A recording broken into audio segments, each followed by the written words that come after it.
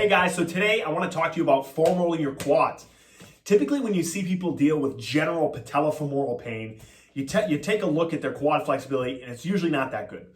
What we want to do before we get into some active quad stretching, which is really going to be what changes the length of the tissue, is we want to do some foam rolling all the way up and down our quad to just get the resting tone down. It's typically going to make that quad stretch feel better and open up a window of opportunity to start to do some more knee dominant movements, right? Again, we're not breaking any tissue up when we foam roll. We're not breaking up adhesions, but we're just getting that resting tone to go down.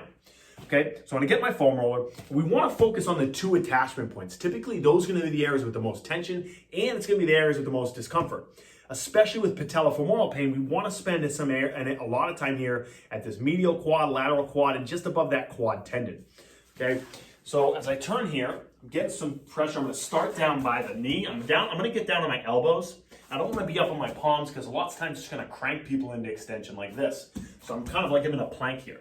Okay, spending some time just above the knee, okay?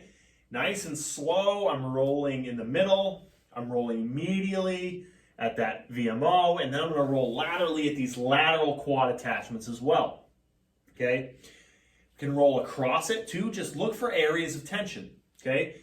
If you feel like adding a little motion, that's fine too. I don't necessarily call this a pin and stretch, but if it feels better than just going up and down, go for it. It probably doesn't really make a big difference.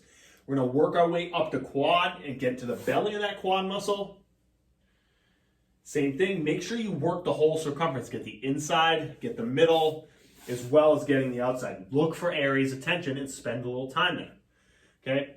Then we wanna make sure we spend time and get all the way up to the top here. A lot of people neglect working the top of the quad, but with the rectus femoris tightness, there's usually a lot of tension right at the top here. And this can have a big effect on our quad flexibility, as well as knee pain, as well as hip pain, right? Rectus femoris is a muscle that crosses two joints, across the hip and across the knee. So it has a big effect on everything on the front side here. So we wanna make sure we're rolling the attachment here, as well as rolling all the way down just above the quad tendon, okay? Spend 5 minutes on each side. If you really have a lot of issues in the knees, it's gonna go a really long way to do this before you do some active quad stretching.